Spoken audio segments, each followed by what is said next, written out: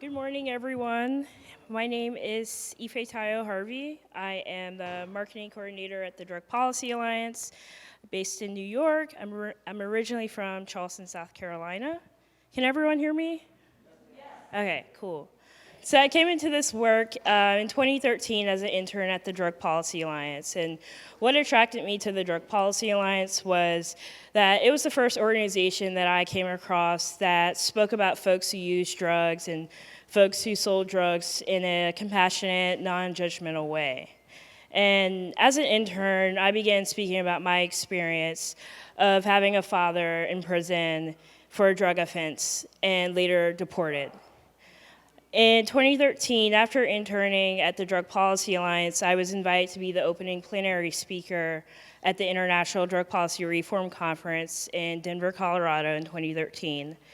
During this talk, I spoke about my childhood experience growing up with a parent in prison and ending the drug war, and I actually ended up breaking down in tears in front of 1,000 people because, in a sense, the speaking experience was healing for me because I released a lot of the shame that I associated with my father's incarceration. And, afterwards, a lot of people came up to me and told me that my story touched them in a way that others haven't. So being in drug policy has been healing for me, and I've also been able to contribute to a movement that is unique and grassroots. So at this time in my life, I was a senior in college. I graduated from Smith College in Massachusetts, and I was struggling with my own emotional turmoil. And so I found a lot of healing at the Drug Policy Alliance and speaking about my experience of being a child of an incarcerated parent.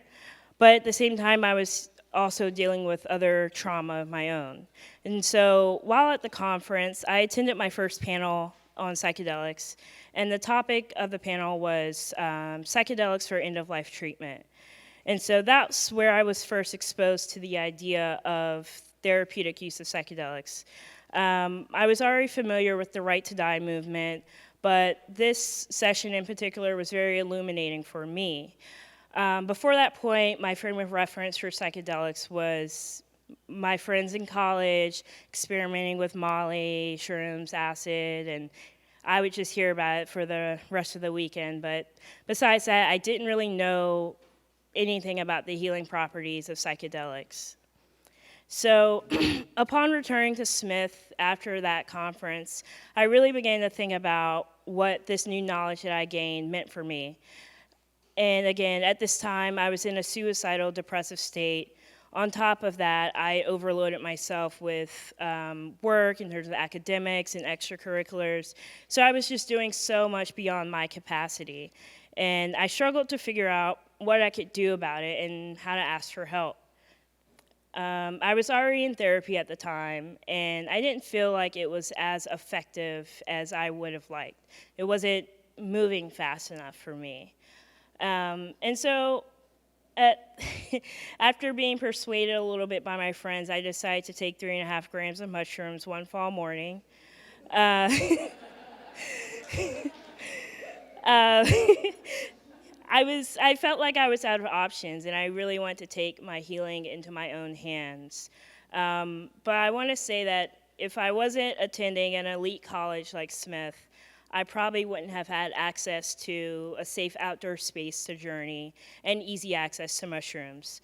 This New England landscape stood in contrast to my working class area that I grew up in Charleston, South Carolina, where police patrolled my neighborhood, stopping black boys as young as 11 years old.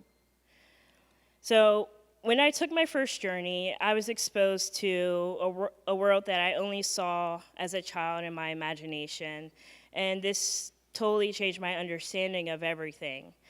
Before my journey, I would say I wasn't really a spiritual person. I was more on the agnostic side of things.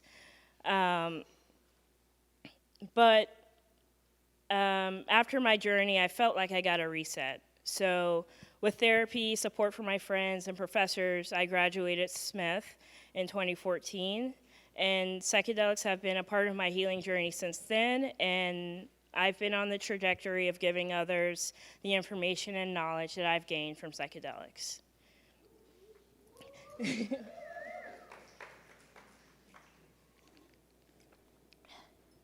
excuse me. After graduation, I worked a few jobs, ranging from small nonprofits, political campaigns, and I even had a brief stint at MAPS. 3 years ago, I published my first piece in a psychedelic publication, Symposia, titled Why the Psychedelic Community is So White.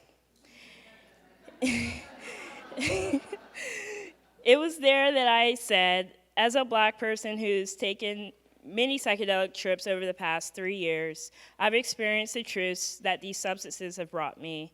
I've seen my ancestors and heard Mother Earth speak to me and felt a happiness like no other. I want all Black people who are interested in psychedelics to have the opportunity to experience this in a safe environment. Yet, Yet safety is a myth for Black people in this world.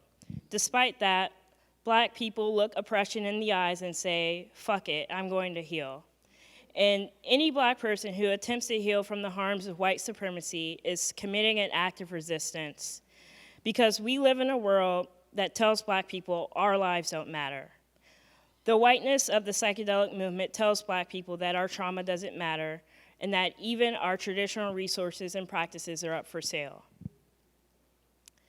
2 years ago, I spoke at the Reform Conference for the third time, this time on a psychedelics and colonialism panel. It was one of the few panels I witnessed that had majority people of color speaking, and even more important is what came out of this panel. The conversation continued, and a few months later, Duane David, my colleague from Trinidad, also founded his own organization, the Society of Exploration of Altered States. He organized a Zoom call in November 2017 where we all discussed the problem of whiteness in the psychedelic renaissance and the lack of spaces that center people of color. That began the People of Color Psychedelic Society. We are a coalition of people from around the world. We come together once a month to work on projects and share our experiences of being a part of the psychedelic movement. In the 2 years that our coalition has been together, we've fundraised over $10,000 to rescue the archive of Maria Sabina, the Mazatec, thank you.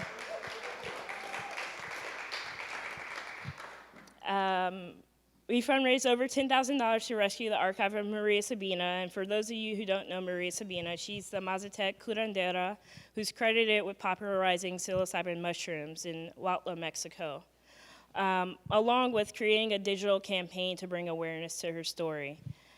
And a lot of our members of our coalition have actually gone down to Huautla and attended the Maria Sabina Festival.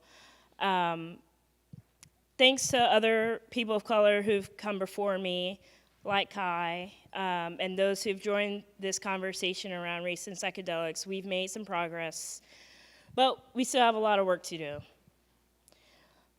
And so, as one of the founders of People of Color and Psychedelics, it has been vital that this space be centered around people of color. In Kelsey Blackwell's Why People of Color Need Spaces Without White People, she highlights, the values of whiteness are the water in which we swim. No one is immune. Those values dictate who speaks, how loud, when, the words we use, what we don't say, what is ignored, who is validated, and who is not. Unless we are actively and persistently dismantling these constructs, we are abiding by them. In integrated spaces where we are less likely to be ourselves given the divisions that white dominance has created, we fall into the roles that society has assigned us. As a person of color, and perhaps the only one in the room, it's exhausting to always be swimming upstream. To survive in this society, we learn to hold our tongue, to code switch, to fit in. This is about survival and the basic human need to feel that we belong. So that was the quote that really resonated with me. And I noticed, when it comes to talking about our experiences, in terms of my group, we can't be stifled by whiteness. And many times when I bring whiteness up in integrated spaces, someone's always like, oh, well, I'm not white, I'm Italian, or, oh, I'm Greek, so, While ethnic minorities may exist in whiteness, in the United States and much of Latin America, Paul Kivel puts it really well, racism is based on the concept of whiteness, a powerful fiction enforced by power and violence. Whiteness is a constantly shifting boundary separating those who are entitled to have certain privileges from those whose exploitation and vulnerability to violence is justified by their not being white. Whiteness is a disease of our society. It is violent and an identity based on the subjugation of other people. Whiteness takes up space and lacks self-awareness in particular ways that harm people of color. Black and indigenous people's lives are treated like collateral damage in a white supremacist world, and that is part of the war on drugs intention is to destroy Black and brown communities. And so part of the reason why I created People of Color in Psychedelic Society is because I was tired of people of color being an afterthought in white spaces. I was tired of the work of Black and brown people going under the radar. I was tired of giving white people the responsibility of being involved in our healing when whiteness is what harmed us. I wanted people of color to feel safe in a space where they would not experience racism, prejudice, or microaggressions. Today, the People of Color Psychedelic Society is on its way to holding its first ever People of Color Centered Psychedelic Convening in Washington, D.C. this September. And if you want to support our convening, please reach out to me directly. People of color spaces are integral to healing justice. Healing justice is a social justice framework developed by Kara Page and other Black and brown healers in rural Southeast United States. Healing justice asks that we make our healing political, that our movements, whether it be drug policy, reform, reproductive justice, should all be healing, not harming. Because a lot of folks enter grassroots movements with all this ambition, only to leave burnt out. Healing and justice should go hand in hand because justice should be healing. For people of color in the psychedelic space, many of us have been harmed by white supremacist policies, people, and the United States government for generations. Black and brown communities have been continuously harmed by the war on drugs. And according to my organization, the Drug Policy Alliance, nearly 80% of the people in federal prison and almost 60% of the people in state prison for drug offenses are Black or Latino. So we cannot end the drug war just by decriminalizing psychedelics. We need to remove criminal penalties for all drug use and possession.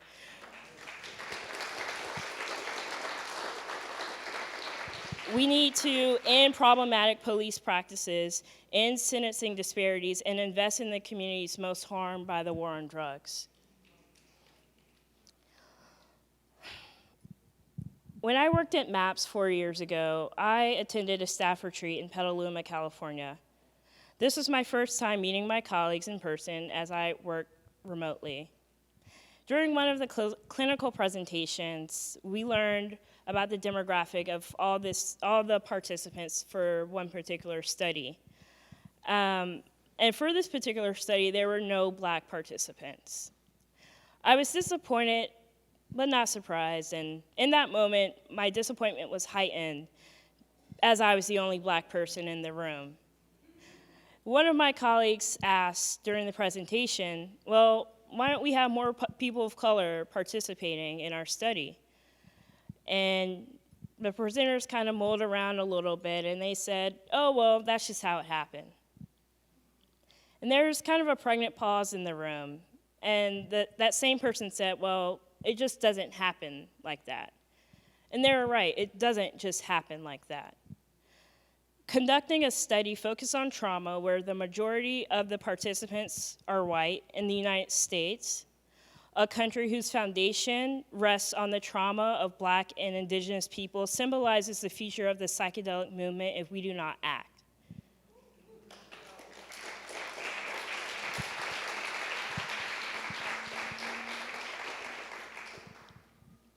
We cannot heal under the direction of whiteness. And I say we as in Black people. We carry some of the heaviest intergenerational trauma in this country because of enslavement. And the pain and trauma and torture that my ancestors endured didn't just disappear into thin air when they perished. Instead, it was passed on and compounded by today's systemic racism and other forms of oppression. Substances that we know today as psychedelics were used by indigenous groups throughout the Americas are now criminalized. And a lot of the practices prior to colonization are lost or under threat. At the United States-Mexico border, we have a migrant crisis, where children are being separated from their parents. A migrant crisis caused by the export of draconian drug policies from the United States. Or, as my colleague Eunice Hernandez notes, since at least the beginning of the 20th century, the United States has engaged in international drug control efforts, including providing financial assistance to countries, particularly in Latin America, to curb drug trafficking. These policies, in many cases, have facilitated the militarization of Latin American law enforcement agencies to carry out counter-narcotics efforts against their own people. So, being in this space means that we have the ability to create a future where healing justice is a reality. And so my question for you guys is, today psychedelics are poised to be legalized, decriminalized, and monetized, but at what cost? Thank you.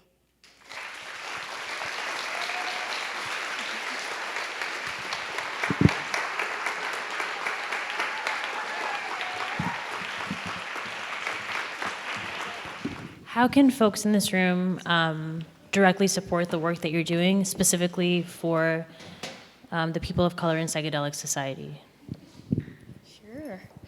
So for the People of Color Psychedelic Society, we are in the process of incorporating ourselves into a nonprofit. So if folks have knowledge around that and want to assist in that process, also, like I said, we're planning our convening in September, Washington, D.C. If you're interested in donating or supporting the conference in another way, we could always use help with volunteers and logistic support. So those are just a few ways to support our work. Thank you. We're working on a website. We have an Instagram. It's POC and Psychedelics. But we're in the process of setting up a website. Thank you for asking that. Where do I go to learn about the psychedelic plants and ceremonies and practices that would be more aligned, probably with where my people were stolen from? I didn't immigrate here.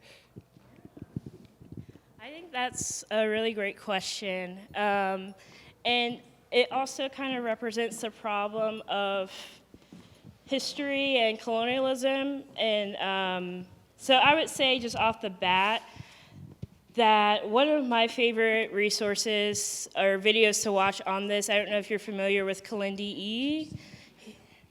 Okay, so he's like a high-dose mushroom expert. He's based in Detroit, he's Black, and he has a talk at Breaking Convention. You want me to spell out? It's K-I-L-I-N-D-I, and his last name is E-I-Y-I. And so that's probably like a 30-minute talk.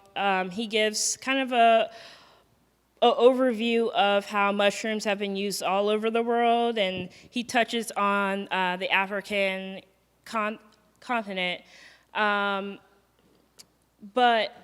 I need to do more research on your question because, of course, we all know about Iboga in Gabon, but I think there's so much out there that we don't know in terms of like our ancestors and what they use for like psychedelic purposes that, yeah, I don't even know where to begin on that. So I wish I could answer your question a little bit better.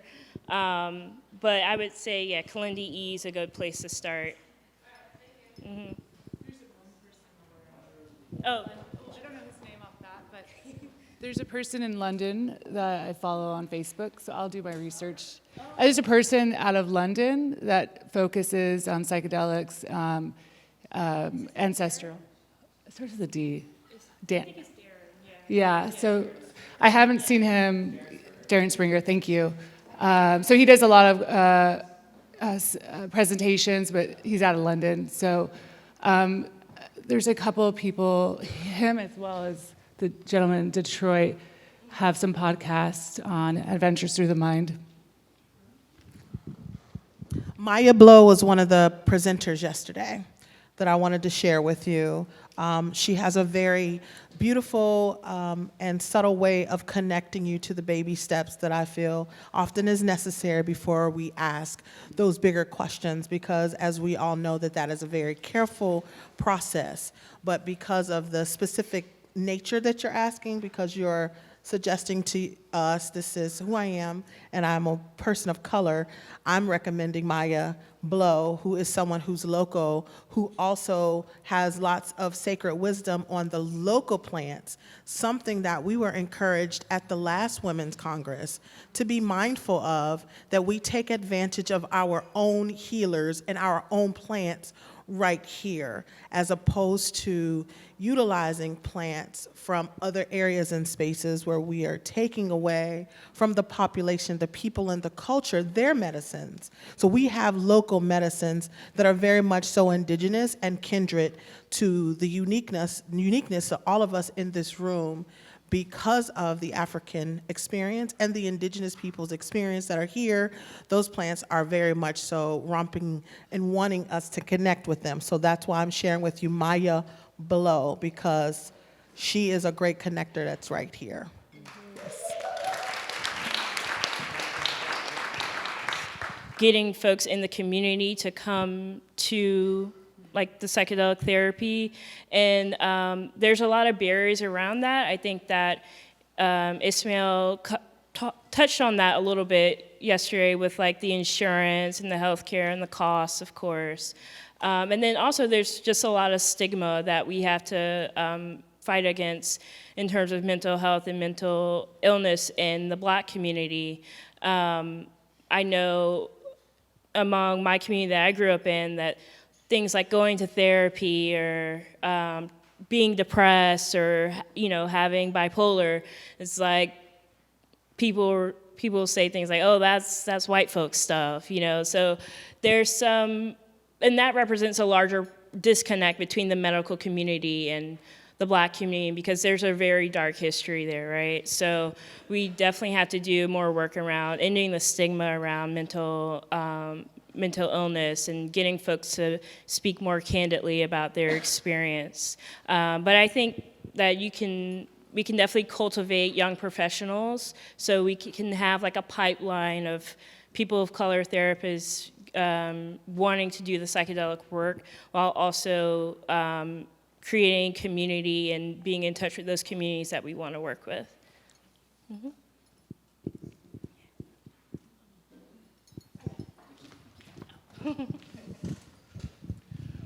Hi, I'm a white guy, and if I wanted to set up a conference that said, oh, we white people need to all get together and talk about psychedelics without having any Black people around, people would call that racist. So well, that's what the Psychedelic Science Conference that MAPS does already is, right? No, oh, go ahead. Anybody who wants can come to that conference. Not everybody has access to come to that. That conference isn't what the point is that I think that you're trying to equate people of color attended spaces to segregation when that's not what we're doing. Segregation was something that happened in America that was intended to benefit white people and also sponsored by the government, whereas this is something that's totally different. This is a space, this is a healing space for people of color, because we all have the common trauma of being harmed by whiteness. And so these are two very different things that we're talking about. Of course, yeah, if you create a conference that said whites only, well, yeah. If you look at the history of the United States, there has been so many institutions that have already done that. So you would be adding to that legacy of white supremacy.